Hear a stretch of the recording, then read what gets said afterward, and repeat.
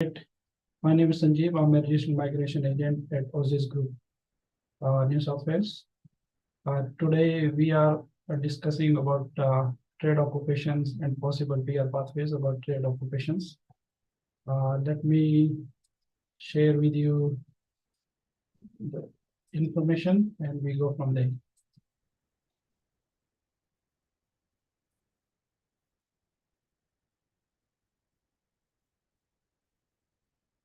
So today we will be discussing PR pathways for trade occupations.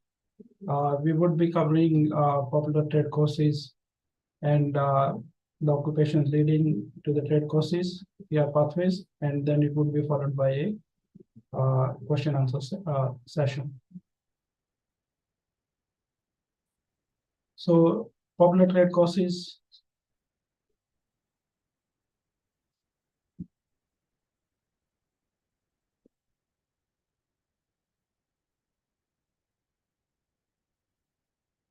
For example, chef and eligible courses to study chef is certificate 4 in kitchen management, or certificate 4 in Asian cookery, or certificate 4 in patisserie.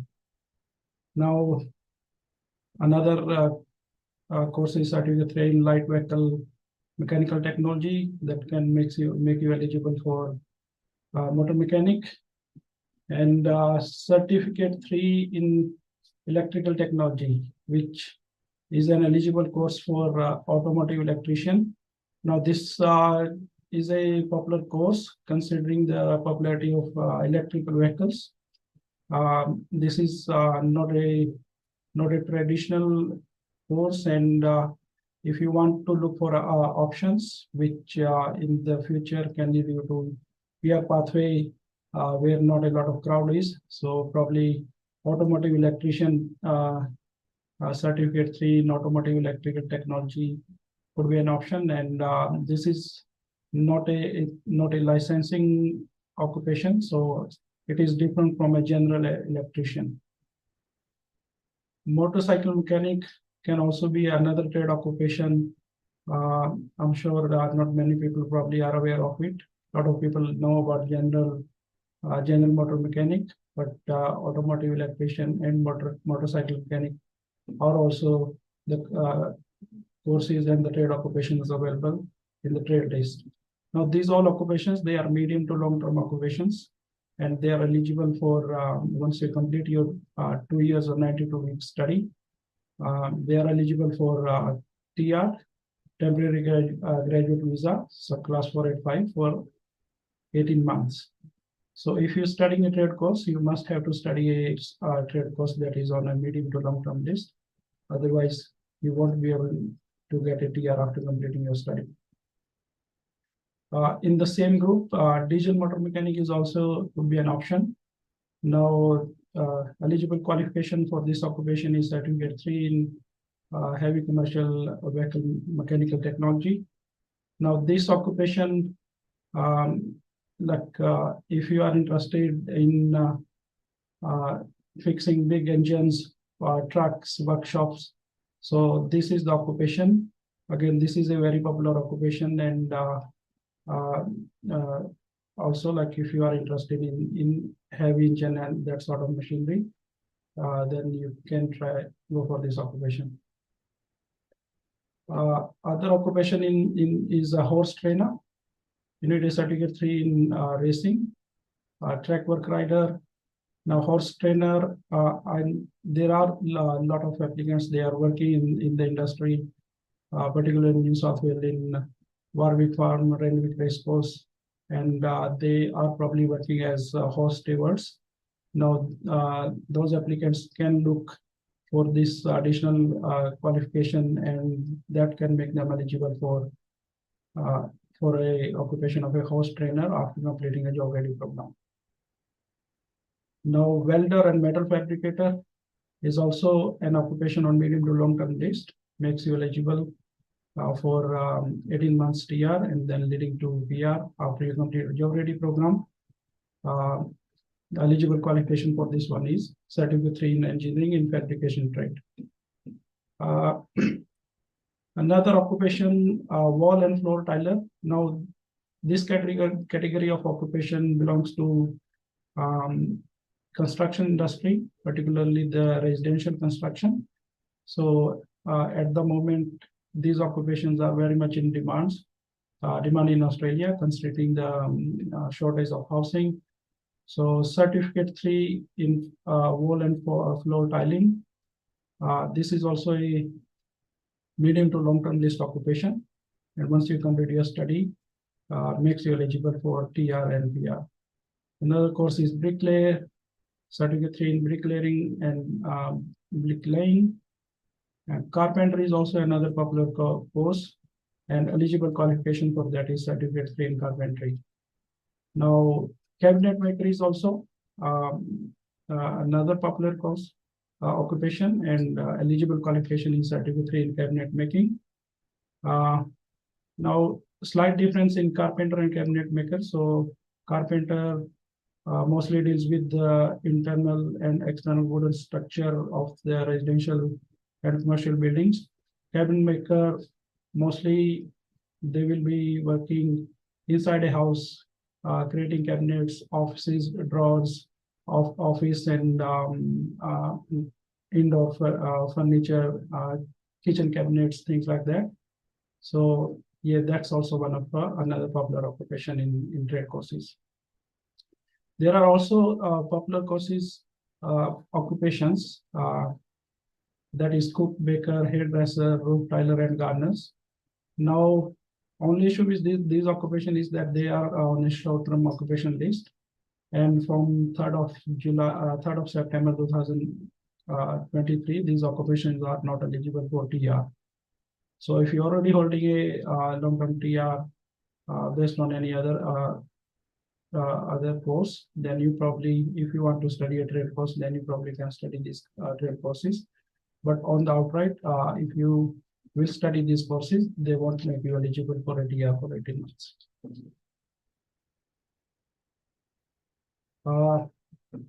Now, once you complete these courses, they make you eligible for certain permanent, employer nominated, and temporary visas.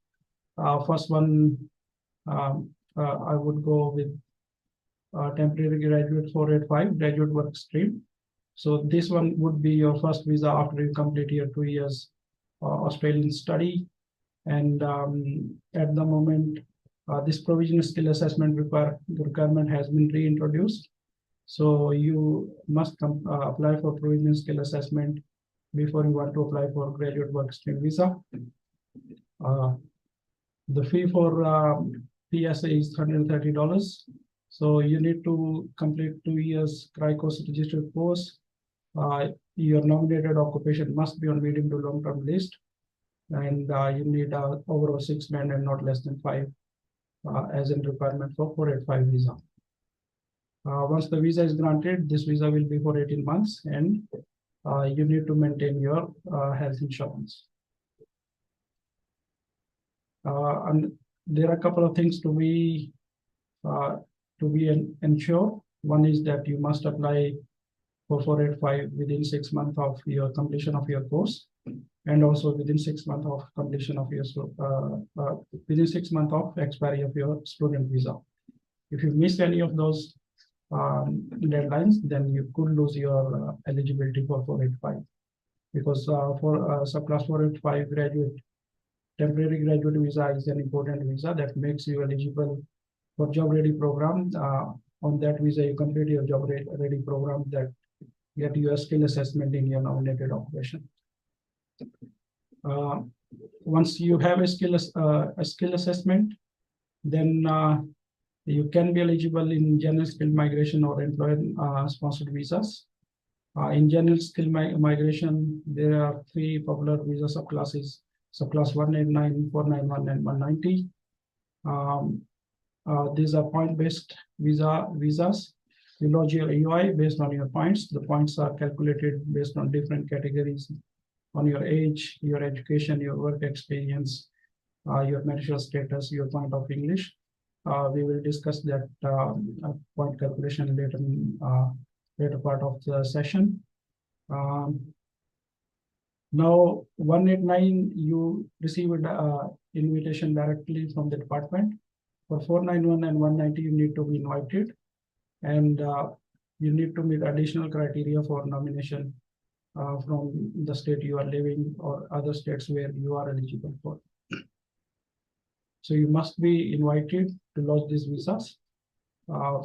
Department's fee for this visa at the moment is 4640 for the primary applicant, $320 for the secondary applicant, and any other applicant who is under 18, they need to pay $1,160.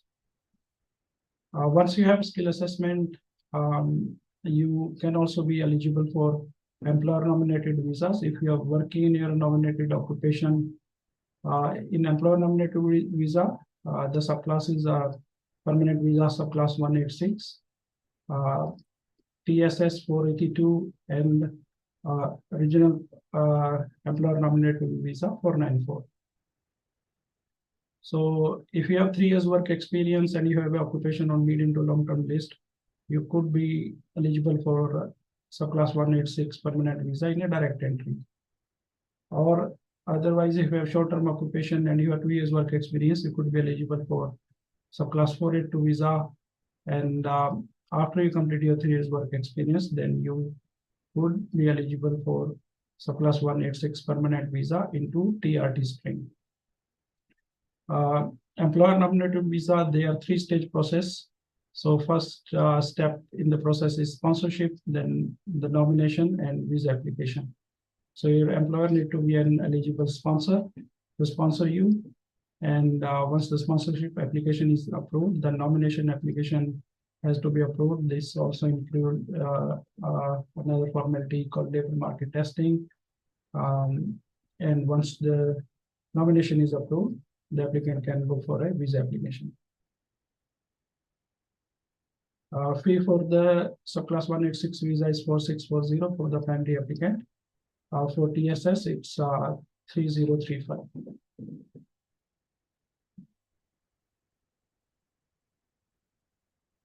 So the whole migration program based in general skill migration based on 2 criteria. First is skill assessment, and then second part is your EOI, nomination and visa application.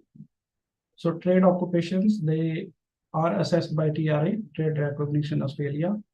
TRA runs 3 different programs: JRP, which is Job Ready Program, OSAP, Offshore Skill Assessment Program, and MSA, Migration Skill Assessment Program.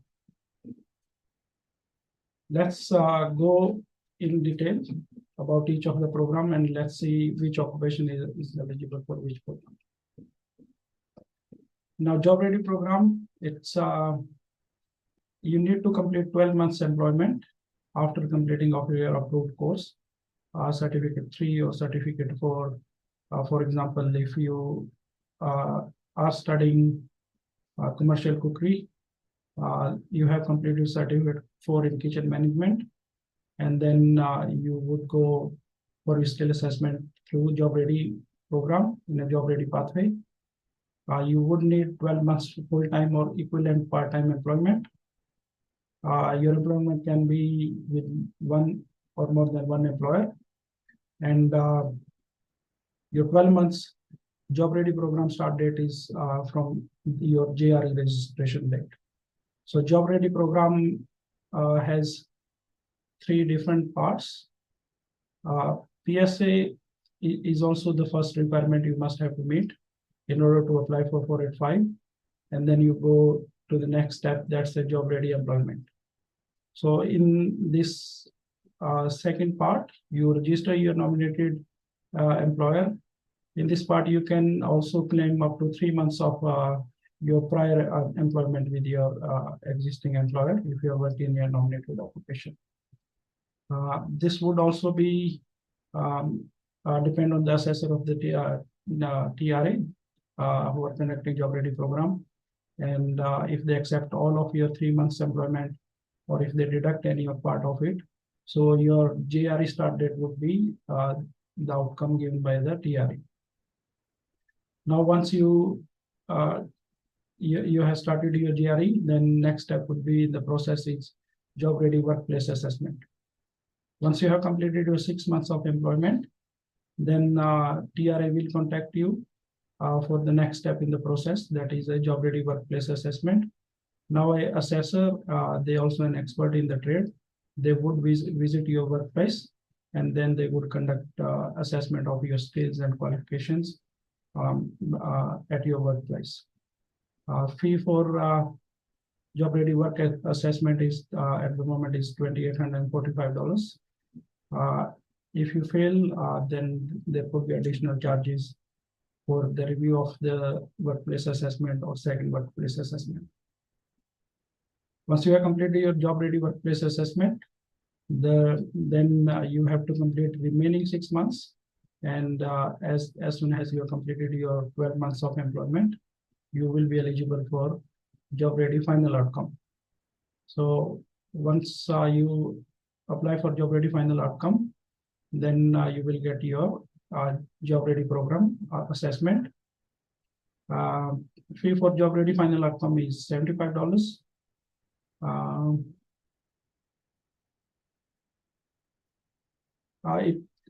Once you apply for your job ready final outcome, at the moment it is taking little bit longer because of the lot of applications.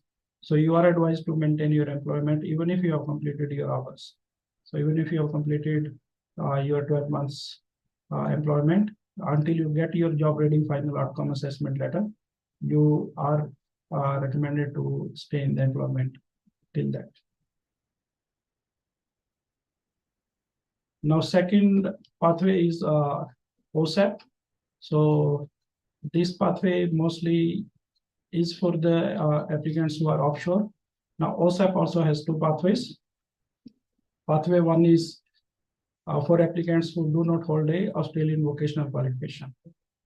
And so if you do not have Australian vocational qualification and you want to have your skill assessment done by TRA, then you would need a, if you don't have any other formal qualification, then you would need 6 months of work experience for a licensed trade. So licensed trade is electrician, plumber, those sort of occupations where you need a license to perform your duties on day-to-day basis. For those trades, you need 6 months work experience if you do not have a Australian qualification and you do not have a formal training option from offshore. If for the same occupations you have formal training, then you only need 4 years work experience. For trade non-licensed trades, without a formal training, you need 5 years work experience. For example, occupations like cook, chef, baker, things like that. For non-licensed trade, with a formal training from offshore, you need only 3 years work experience. So if you have completed a qualification from offshore, then, and if you also have a 3 years work experience, then you will be eligible under pathway 1 in the OSAP. And out of those 3 years, you need to maintain 12 months full-time employment in the last 3 years. Documentary evidence you would need to prove your employment are the statements and duty letters from your employer. You would need any two payment evidences that could be like your bank statements, pay slips, taxation records. If you are in Australia, superannuation records, or anything similar, or your gratuity or EF, that sort of evidences can be used.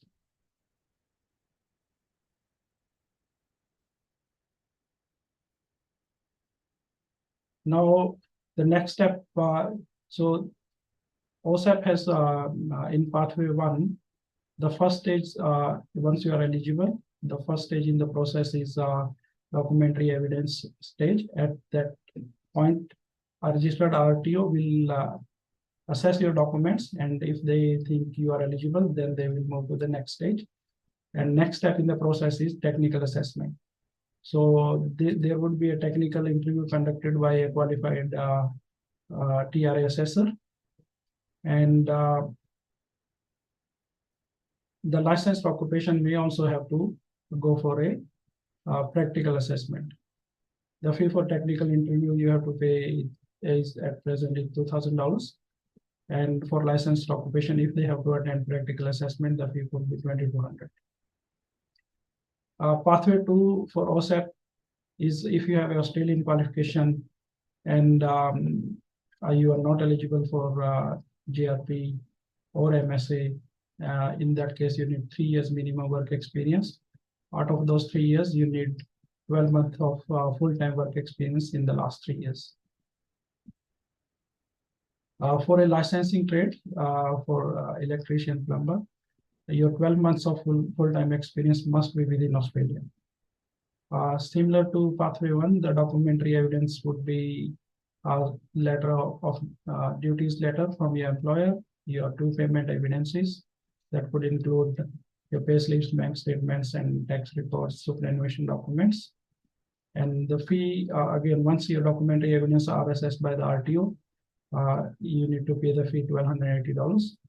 And from that point, you will move to the next stage in the OSAP, that is technical skill assessment. Technical skill assessment is conducted by a qualified assessor of a TRA, and the fee for technical assessment in Pathway 2 is $900. So OSAP would be determined based on your occupation and based on your country of passport. So if you are from a certain country and you are going for a certain occupation, you would go for a OSAP pathway.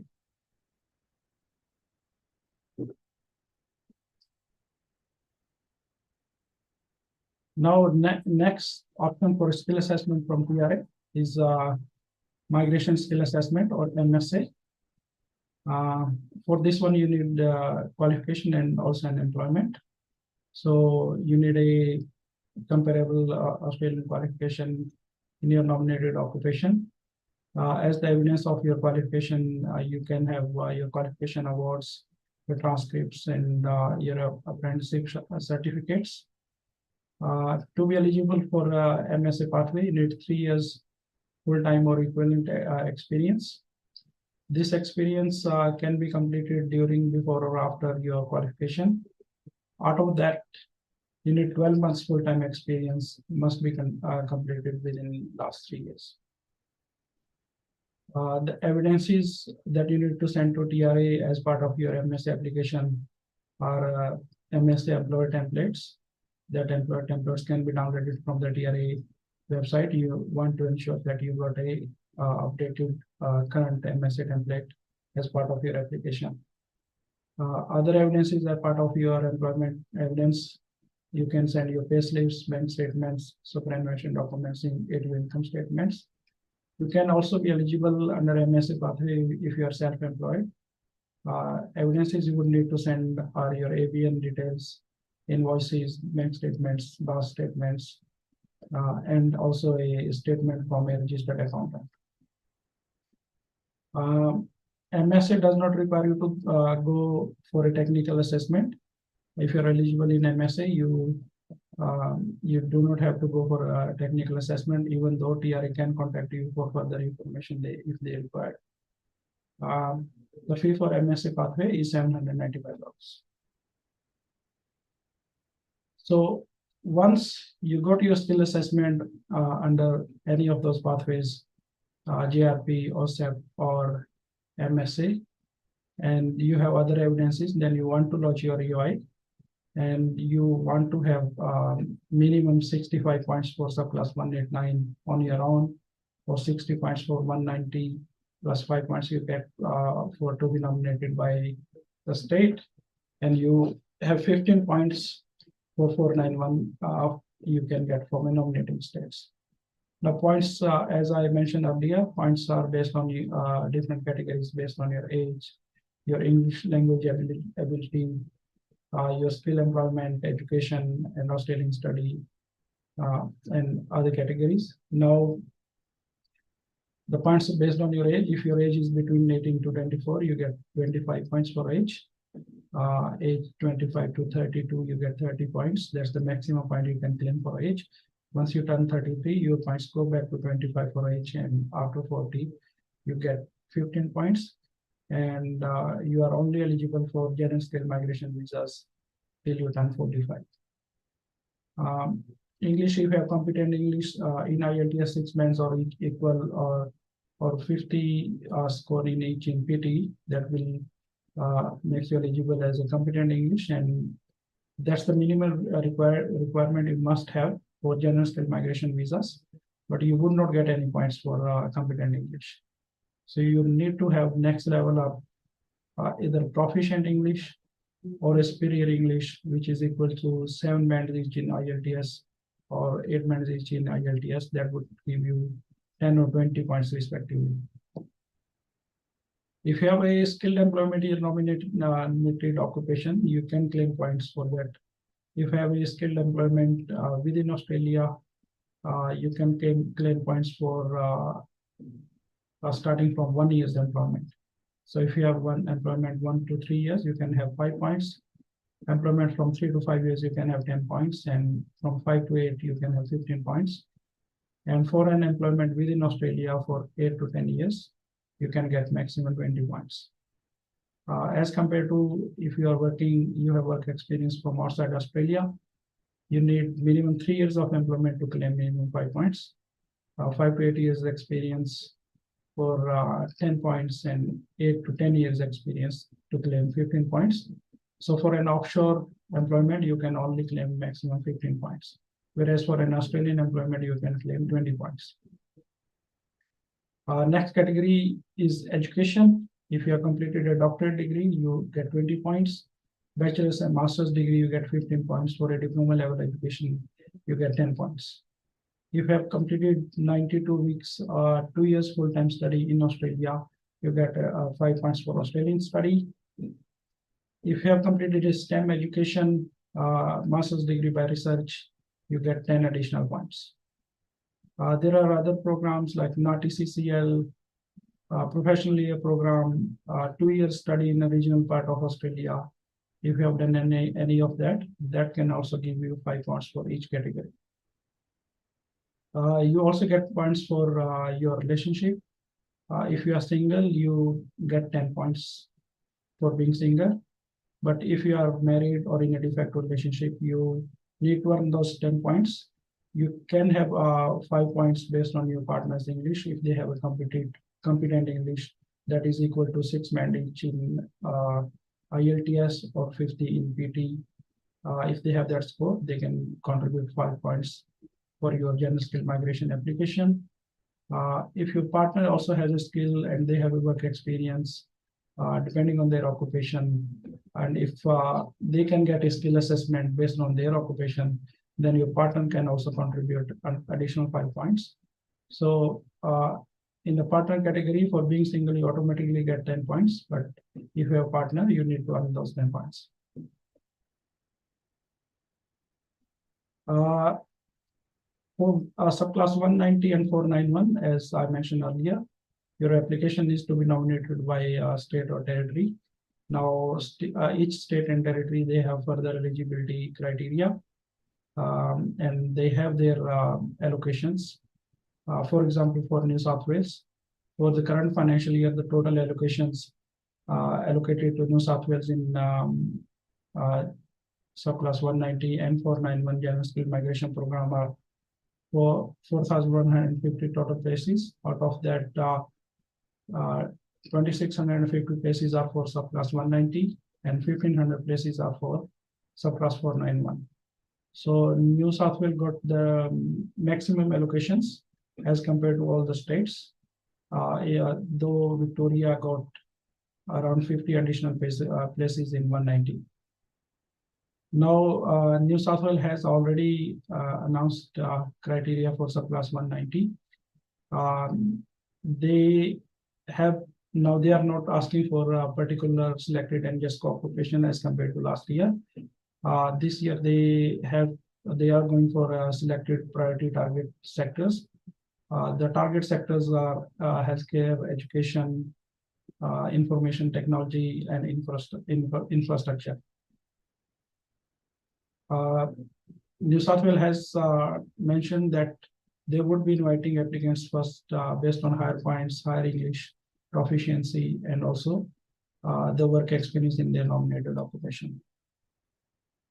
Still, Skilled NSW has mentioned that nomination is entirely at the discretion of the NSW government. At the moment, they have around 80,000 nomination applications waiting.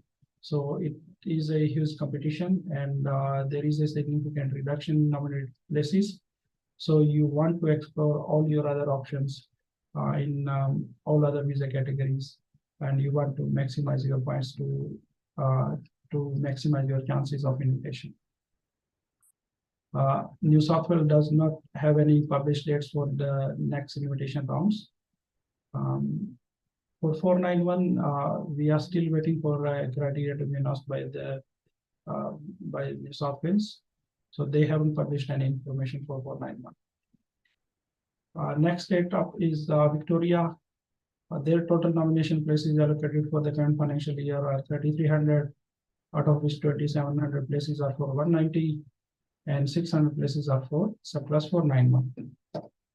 So to be eligible for a nomination from Victoria, you need to be living in Victoria, or living and working in Victoria, or overseas.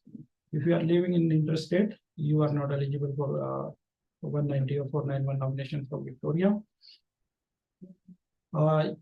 You don't have to be working in your nominated occupations, but the applicants who are working in their nominated occupations with the higher income and with the partners with the skill assessment are usually in recent invitation rounds were receiving priority for invitation. For 491 for Victoria, all the occupations are eligible. Similar criteria, you should be living and working in regional Victoria as compared to 190. You must be living and working in regional Victoria. Same applicants from other states are not eligible. You don't have to work in your nominated occupation, and the priority would be given to applicants who are still working in nominated occupation, have higher earning, and they have partner skills. Next at ACT, they have total nomination places allocated for this financial year at 1,200 places.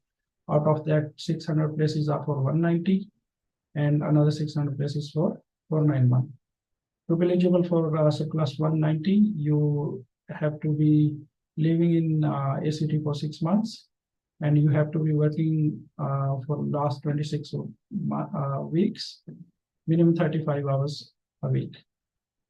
And then you have to lodge your Canberra matrix. Canberra matrix is calculated slightly differently as compared to the point system from the department. Canberra conducts invitation rounds every month. Next invitation round from Canberra is expected to be conducted on 20th of November this year. Canberra is also accepting applications from offshore applicants for 190. To be eligible for 190 as an offshore applicant, you need 3 years work experience, and again apply Canberra matrix. You need to have eligible points on matrix. For 491, you need to live in Canberra for minimum of 3 months. You need to work for continually 3 months and minimum 20 hours a week. And similarly, apply for Canberra matrix.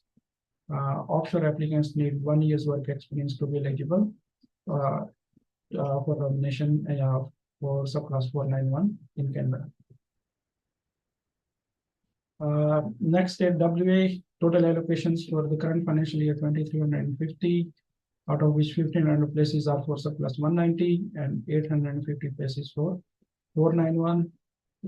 Even though we have seen WA is most active at the moment as compared to other states in terms of invitations. They already have conducted invitation rounds.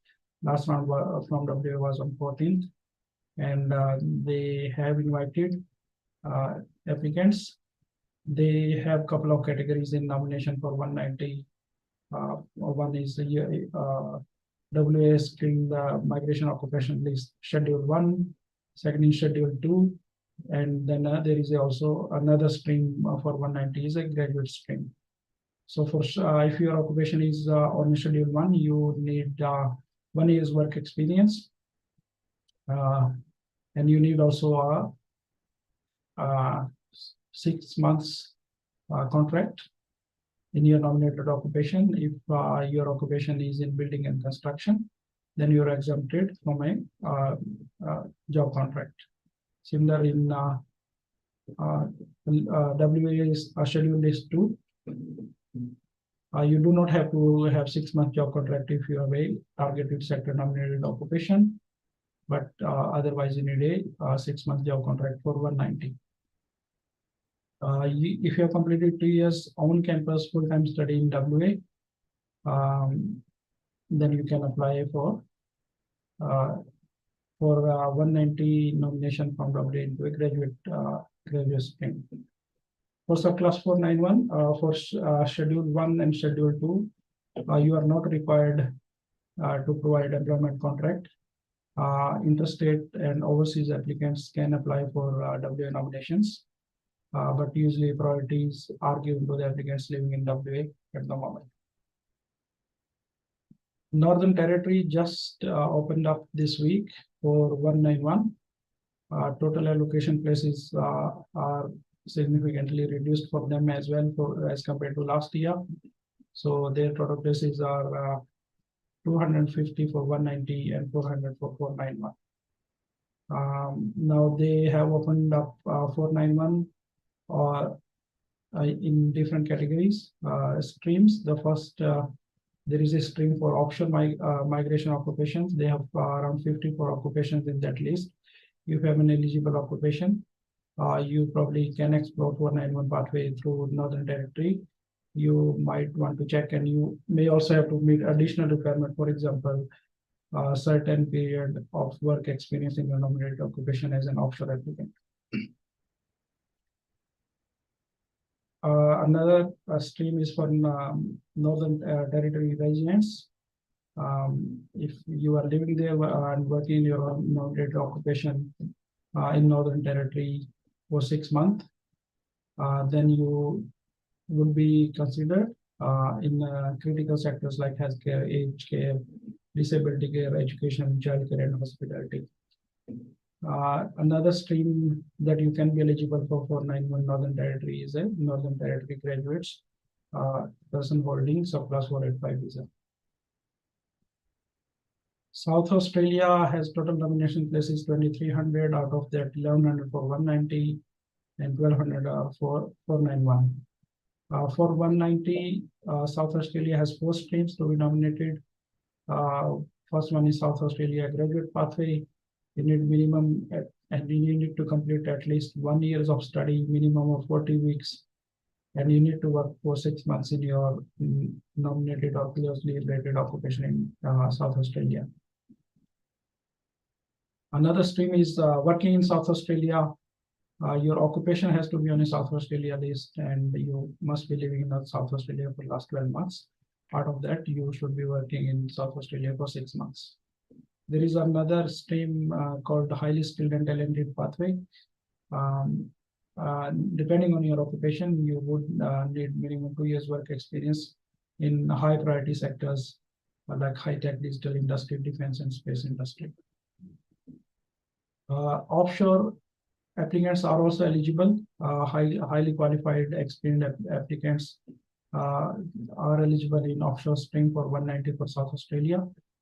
Priority targeted sector for offshore applicants are trades, construction, defense, and natural and digital sciences. For 491 to be eligible for South Australia, you need to go for the criteria based on a nominated occupation on the South Australia skilled occupation list, and you need to meet that criteria on the list. Queensland also got their allocations, 1,550 total places, out of that 900 for 190, 650 for 491. They have 3 pathways in 190, skilled workers in Queensland pathway, You need minimum 75 points. If you have a trade occupation, which we are discussing today, you can be eligible for 190. Start exploring at 70 points. Need required competent English, 3 months of full-time employment, and you also would need a 12-month job contract. Another stream is skilled workers living onshore. Your occupation has to be on a Queensland skilled occupation list and a work experience requirement as per the skilled occupation list. Graduates who have studied in Queensland, they have completed their education in Queensland. They are also eligible for 190 nomination through Queensland in graduate of Queensland pathway. Minimum point score required for 190, 75 points. You must have to complete whole of your study, 100% of your study in Queensland. If you compare it to South Australia, they accept your application even if you complete only 1 year or 46 months, 46 weeks study in South Australia, but Queensland want you to complete all full study in Queensland. There is additional criteria requirements to be met for PhD and STEM graduates. For 491, under skilled workers in Queensland pathway, you need 65 points, full-time employment, and 6-month job contract. Skilled workers living in offshore, you need to have a skilled occupation on Queensland skilled occupation list and minimum work experience as per the Queensland skilled occupation list. Graduates are also eligible for under the graduate pathway for Queensland. Minimum points are required, 65 points. Similarly, additional criteria for PhD and STEM graduates. Tasmania also got their questions. They are also inviting eligible applicants. Total places allocated are 1,200 places. Out of that, 600 for 190 and 600 for 491. So different streams in Tasmania includes Tasmania graduate pathway. You need to complete 2 years study and you need to live for 2 years Tasmania to be eligible. Under this pathway, you need to have a skill assessment. You need to work for you need to be working for 3 months to be eligible into a gold pass. Another category is the Tasmanian skilled employment. You need 6 months work experience, minimum 20 hours a week on a Tasmanian skilled occupation list. Similarly, a skill assessment and a 3 months work experience can make you eligible for a gold pass in Tasmania. Other pathway in Tasmania are also established resident pathway and pathway for overseas applicants, particularly in priority sectors such as healthcare. Tasmania also invites applicants in 491. So to be eligible for surplus 491 nomination, you need to complete at least 40 weeks, 1 year study in Tasmania. If you have a skill assessment in your nominated application with 3 months of work experience, you can be eligible for gold pass in Tasmania. In Tasmanian skilled employment category, you need 6 months of work experience and a skill assessment and a role on Tasmania occupation list. Tasmania inviting applicants from offshore. You need to have a job offer in your nominated occupation to be considered eligible for 491 in Tasmania. So we were discussing trade occupations. Now, these are the reasons that applicants are interested in trade occupations because first of all, the fees are affordable comparatively to university degrees and higher education courses. The entry requirement in the courses are lower as compared to university degrees. The minimum English language requirement and basic education is comparatively lower. The duration of the courses is also shorter as compared to 2 or 3 or 4 years in university degree courses. So minimum you need to complete 92 weeks study. They are popular sectors now, like courses, particularly in housing and construction. They are in demand all over Australia. And yeah, as we have seen in the nomination criteria for various states, most of the states, they are inviting the applicants who are working in building and construction. They are invited on priority. So if you are working in, say, occupations like wall and floor tiler, bricklayer, carpenter, so these sort of occupations can expect invitations if they have eligibility and high points. So as terms of career, they are good occupations. Demand is high, and you have options for career progression. Depends on your occupation and your work experience. So this is our session for occupations in trade. So if you still have more questions or you need more information, then please feel free to visit any of your nearest Aussizz office. We will stop the presentation now, and we will take some questions from the applicants.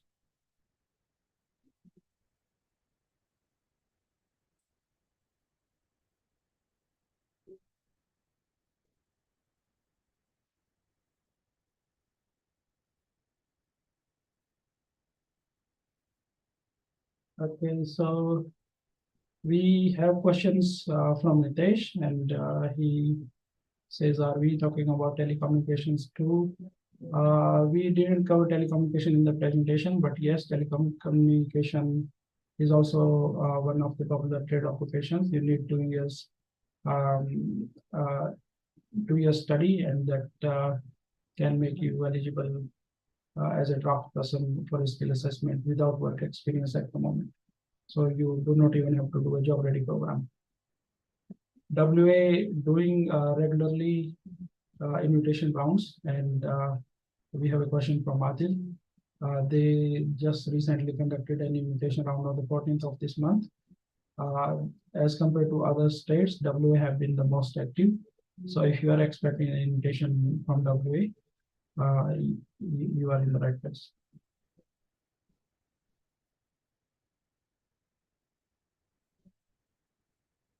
Question from Amy: are there state-specific nomination requirements for PR in trade occupations?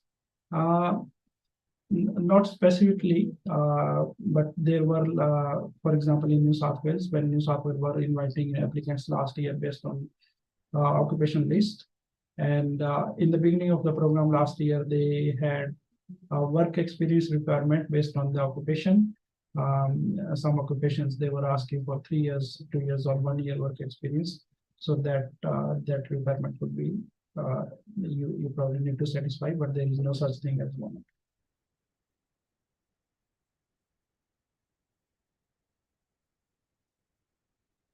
Sitara saying, can we discuss the recent changes in trade pathways? So I think we have covered most of the information and recent updates in nomination requirements in skill assessment.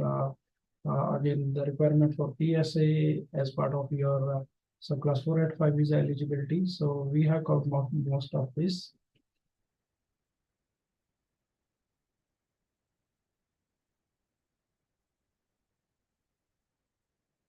We have another question from Stara. Can I apply for PR while residing in Australia on a temporary work visa for a trade occupation? Yes, you can apply depending on your eligibility. Now, if you are on subclass 485 temporary graduate visa, and you have a job ready program and you have enough points, you get invitation, you can apply for PR while you are onshore.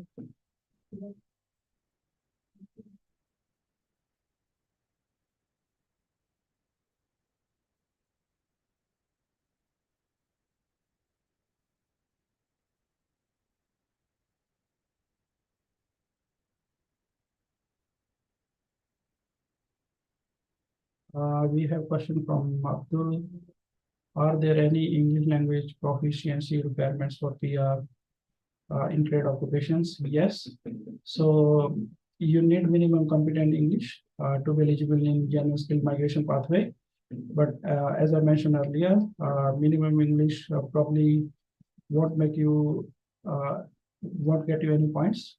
To score points, you need at least 7 band each proficient English that would give you 10 points, and superior English can give you 20 points. So yes, there is minimum English language requirement for PR pathways. Let's see if there are some questions in Instagram.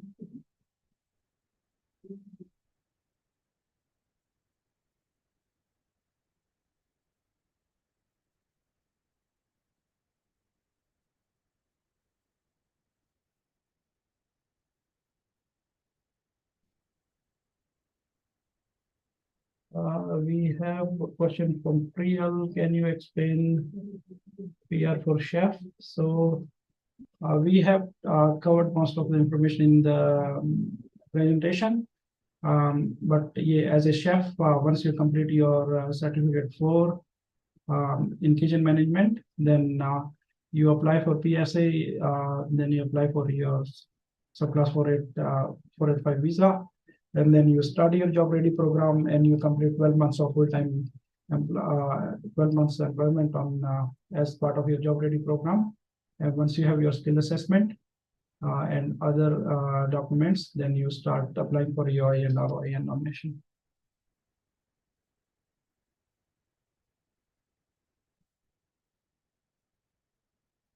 So that's it, guys. We not getting any more questions. Hopefully the session was informative, and thanks for joining in. Please feel free to visit any of your nearest Aussizz office if you still have any questions, or you can contact us and send us a message. Thank you.